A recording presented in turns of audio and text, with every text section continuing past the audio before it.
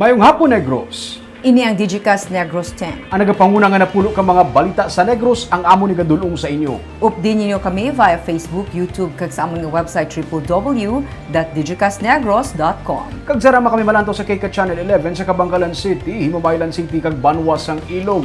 Kag yari na ang top 10 nga mga balita sa Negros subong adlaw. Pagpangbakuna sa mga barangay, sugura na sa Biyernes sa Bacolod. Governor Lacson, mapagwa sang EO para sa pagporma sang Local Peace Panel. LPA sa Mindanao, nagadala sa maulanod na panahon sa Negros Occidental. Sa La Castellana, 4 na napatay sa separado nga mga insidente sa pagbunggo-anay. Kag sa Good Vibes, 7 ka mga Negrense na pilian bilang kabahin sa national team sa Philippine National Volleyball Federation. Initanan sa Digicast Negros X.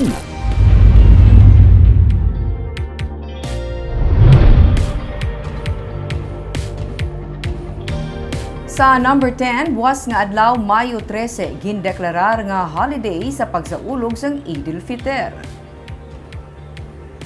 Ginpermahan sang Lunes ang presidente ang opisyal nga pagdeklarar sang Mayo 13 subong nga tuig bilang holiday para sa malinong nga pagsaulog sang Muslim community sa pungsod sang Eid al-Fitr o kon Feast of Ramadan. Tuigan ginasaulog sang Muslim community ang Eid al-Fitr bilang katapusan sang Ramadan o kon sang pagpuasa sa mga Muslim.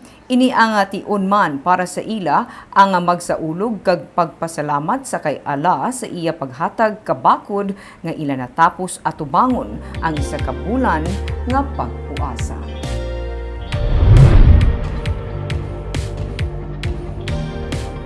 Sa number 9, padayon nga mangin magulugal umon ang panahon sa Bacolod kag Negros Occidental sa masunod nga mga inadlaw tuga sa isa ka low pressure area nga yara karon sa Mindanao. Base sa weather advisory sa pag-asa, yara ang LPA sa nasidlangan sang Davao City pero marubo ang posibilidad nga mangin isa ini ka bagyo. Magadala ini sang maulanon nga panahon sa Mindanao kag lapta-lapta naman nga pag-ulan sa bahin sa Visayas kung sa diin nagahuyop naman ang easterlies. Gani mangin mainit kag may dala nga lapta-lapta nga pag-ulan kag pagpanaguob ang panahon sa Bacolod kag Negros Occidental sa masunod nga inadlaw. Nagapanda ang pag-asa sa publiko nga maghalong sa mahimo pagluntad sang flash flood o kun landslide sa mga lugar nga may malawig kag mabunok nga ulan.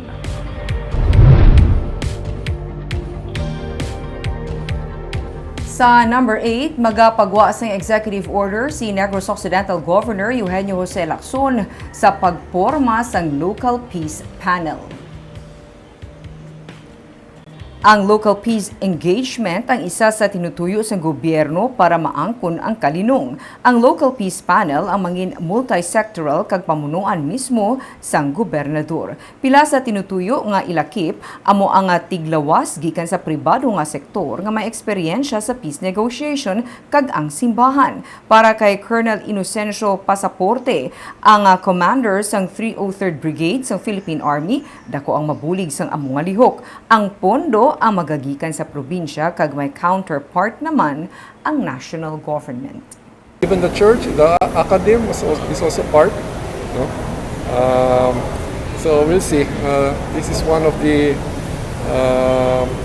targets of the present administration that to end local struggle against communists. No? So this is part of that agenda. Diri sa Isla ka Negros, bala nato isa lang man ka group ni overall ang committing Rio Negros, bala namon may problema sila. So kung di-engage, no, at least dako nga oportunidad na ma-attain man ka Negros Island ang peace nga palano bisan mga naistorya namon different local leaders and other stakeholders namon diri. Amo min ang gusto nila dapat peaceful ang Isla ka Negros, hindi lang occidental, pati sa side ka oriental.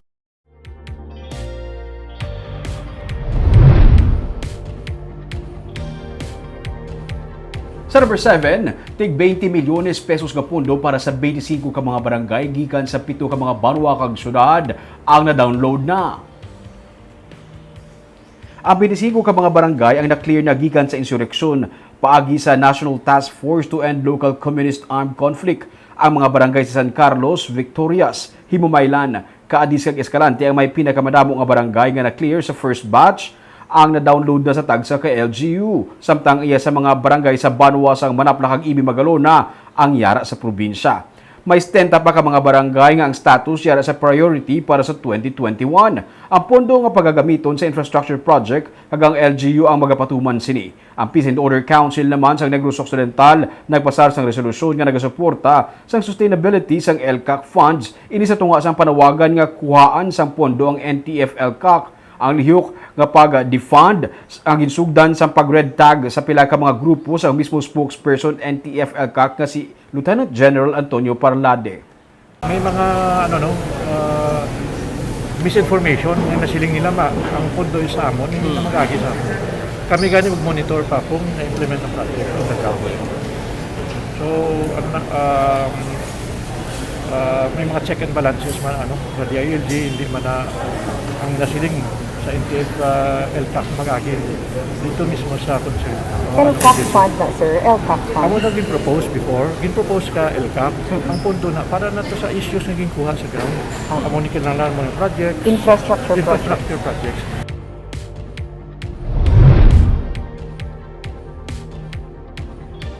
Sa number 6, apat ang patay kag duha ang pilason sa separado nga mga aksidente sa Banwasang La Castellana. Patay ang mag-utod nga Reggie kag Norla Binanggaan matapos mabungguan sa nga pick-up ang ilang motorsiklo sang Lunes ang aga sa dalan sa bahin sa barangay Mansalanao sa Banwas sang La Castellana. Sa investigasyon sang PNP, ang motorsiklo nga ginasakyan sang mag-utod ang nagapasaka sa kurbada nga bahin sang dalan padulong kuntani sa gihulngan Negros Oriental. Sang gilayon lang sila nga mabungguan sang pick-up nga nagapapanaog naman gikan sa opposite nga lane. Ang driver sang pick-up nga si Alfred Gonzalgo nga nagsiling nga nawad ang preno ang iya salakyan. Amo nga wala niya na ini makontrol. Naglabog sa tubuhan ang mag-utod nga sakay sa motor kag gindeklarar nga dead on arrival sa ospital. Samtang sang Domingo, patay naman ang pareho nga nagadala sang motor nga sanday Liro Ben Perez kag 14 anyos matapos magbungguanay ang ilang motorsiklo sa dalan bahin sang barangay Lalagsan sa La Castellana. Pilaso naman ang 15 anyos kag 18 anyos nga angka sa napatay nga menor de edad. Sa investigasyon sang pulis, naglapaw sa iyang lane ang motor ni Perez amo nga nabungguan niya ang motor nga ginasakyan sang 3 ka solterito.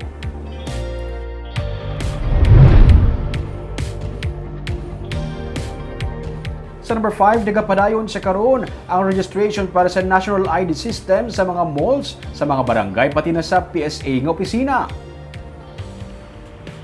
Tayuyon ang registration sa Ayala Malls Capital Central para sa National ID.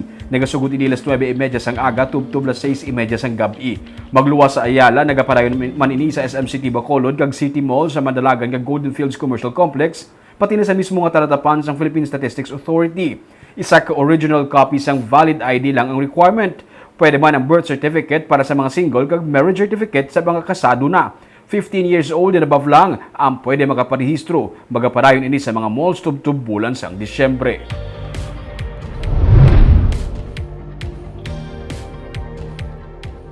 Sa number 4, Negros Occidental ang duha ka adlaw nga may masobra sa 200 ang bag-o nga kaso sa COVID-19.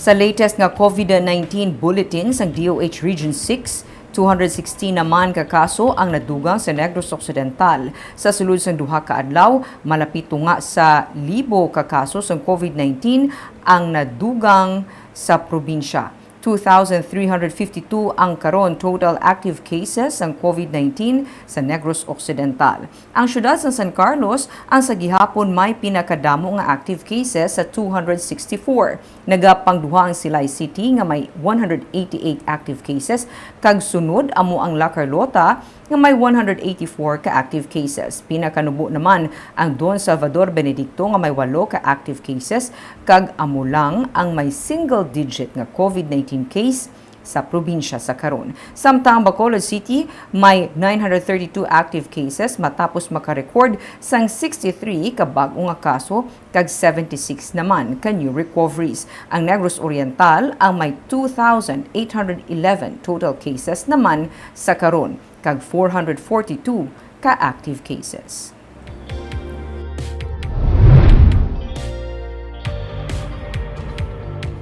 Sa number 3, 2,352 active cases ng COVID-19 sa Negros Occidental base sa report sa Provincial Health Office sa Peace and Order Council meeting kay inasang aga. 127 ang bagong report nga kaso sa report nga COVID-19 cases sa probinsya. 18% ang active cases kag 80% ang naka-recover gikan sa virus. 2% naman ang mortality rate. Sa nagligad nga duha ka semana, 6.38 ang average daily attack rate sa probinsya sa kada 100,000 nga populasyon. Samtang masobra naman sa 18,800 ang nabakunahan. Sa masobra 22,500 ka mga frontliners, 16.46% ang nadapatan sang duha na ka-dose ang bakuna. Suno kay Governor Eugenio Jose Lacson, naghanda na ang probinsya sa mas madako nga vaccine rollout nga ginapaabot sa bulan sang Hulyo. Nagapati ang gobernador nga wala na sang problema sa acceptance sang bakuna. Para sa mga may pagpangduha-duha pa, sila ginahaylo sa gobernador agud to hindi nila mapalampuas ang higayon para maproteksyonan ang ilang kaugalingon. Around July, August, more vaccines will come in. No? And I think by then, really, more and more people are accepting it. Sayang lang, those who will still refuse, you're really, you're really missing an opportunity, to protect yourself. So I'm really calling on all of you, don't hesitate. Okay? Don't hesitate. All experts say that vaccine is really part of the bigger solution to this pandemic. Sa number 2,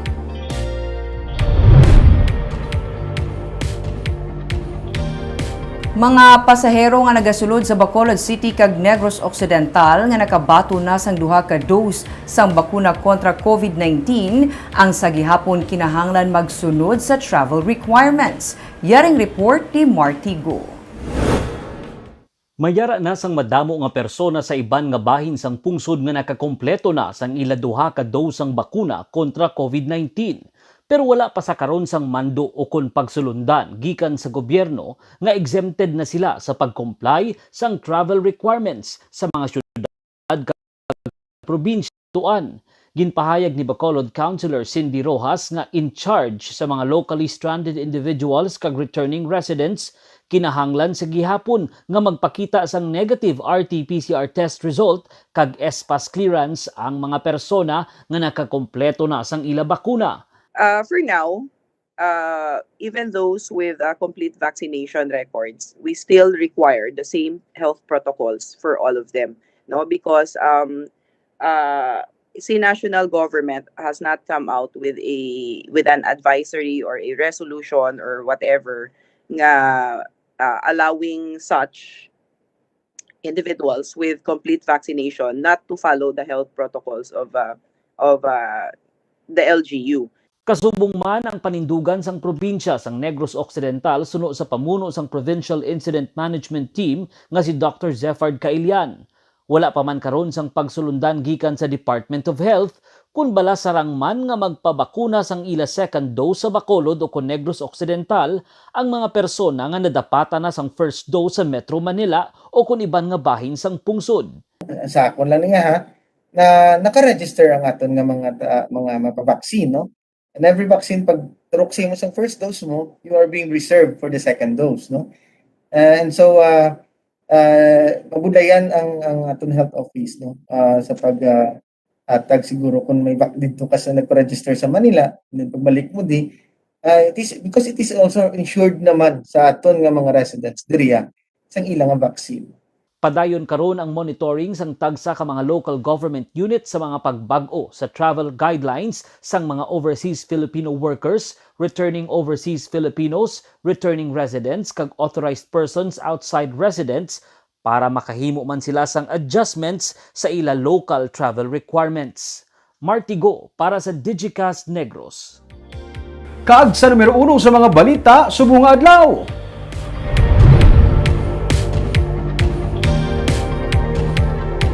Hinali na lang nagdag sa mga nagapabakuna sa isa ka mall sulod sa Bacolod kay inasag aga. Bacolod DOC nagsiling nga subugod sa Biyernes, suguran ang pagpangbakuna sa 20 tanan ka mga barangay sa Bacolod. Yaring report. Social distancing, ang gamit sa face mask ninyo at face shield, ay atong tandaan, nakabakuna kita, harap yapon si COVID.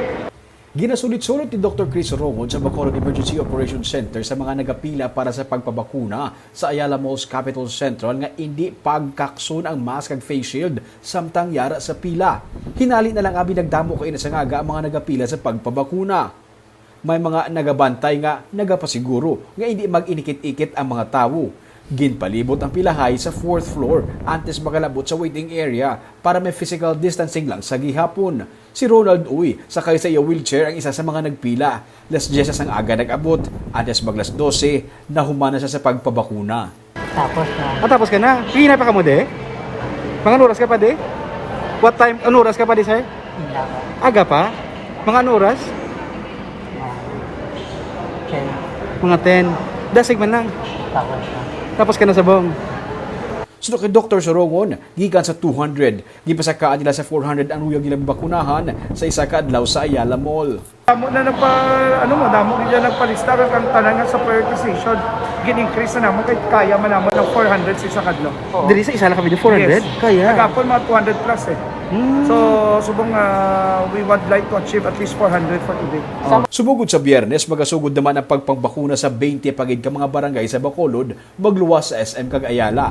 Tuyo nila nga malabot ang 1,500 tubtub 2,000 ka mga mabakunahan sa kada adlaw sa Bacolod. This Friday. Sa Friday, masugod na kita sa mga barangay. Kaya nakabatong kita, may ara kitang 8,400 mo nga doses nga i-roll out. So, we will be tapping almost 20 barangay vaccination centers, including Ayala and SM. Yes. SM Ayala plus 20 barangays. Yes, Para mas plus lasig Tanan Hospital who will be administering their second dose of AstraZeneca. Wala anay sa bakuna buwas nga adlaw bangod holiday pati na sa weekend. Sa Good Vibes, 7 ka mga Negrense ang napilian nga mangin kabahin sang national team sang Philippine National Volleyball Federation. Isa ka virtual press conference ang ginhiwat sini nga hapon sang PNVF kung sa diin ila ginpagwa ang mga ngalan sa mga players nga maging kabahin sang national team nga magatiglawas sa pungsod sa nagkrainlain nga mga international tournaments sa hampang nga volleyball. Kabahin sang women's beach volleyball nanday Alexa Polidario, Erjane Magdato kag Jennifer Cosas. Nalakip man sa juniors boys beach volleyball kanday Alexander Iraya kag J-Rock de la Noche. Nadala man si Leo Orjales sa men's volleyball team.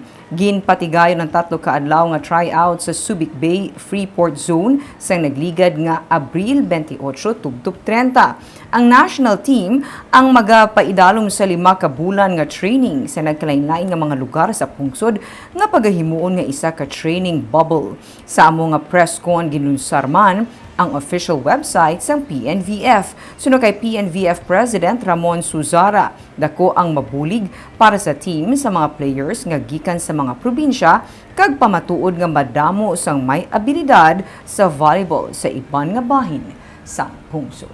And I'm happy to to say that during the tryouts we had several players, young players in their juniors who went to the tryouts, both volleyball and beach volleyball, no? And they come from Davao, Iloilo, Bacolod. So we are so happy kasi medyo nationwide na ang tryouts ng national team. So this goes to show that there are a lot of talents in the provinces. Siguro Barb, sa isa ka athlete, wala sa pinaka-nami nga feeling nga ma-represent mo ang country mo no sa mga international nga mga events. Mo naguro pinaka-kuha na plus point kisa kung maka-part ka sa national team. Proudest moment mo, Ming. Kag si mo pamilya Imaginable, gina-represent mo yung Philippines. Level by level, malana mi mong, di ba? School, then inter-school, province, region, and bilog na pungsod. Kag volleyball is popular, isa na sa mga popular nga mga sports everywhere, Barb. sa Subong. Doon muna nakita. Sa mga before plus ang pwede pa, ang event sa volleyball, dinadagsa sa mga fans sa volleyball, ang magkakatulig ng mga athlete. Kag at least may nga padayon ang sports. Amat, no? Ang mga allowed na sports na kag may mga hindi pa allowed. So, kung volleyball, isa sa mga gina-allow na nila Subong. Congratulations sa 7 ka mga Negrenses. Yes. You make us proud. Kagamo ito mga balita sa Negros Subong nga adlaw. Kay man sa panahon karon importante nga may ihibalo ka sa nagakatabo sa imo nga palibot. Pero dapat balanse kang eksakto ang mga impormasyon. Padayon kami nga magapangalagad sa Negrosanon. Ako si Barbara Mijares. Tugtog sa buwas ako naman si Romeo Subaldo, mayong hapon.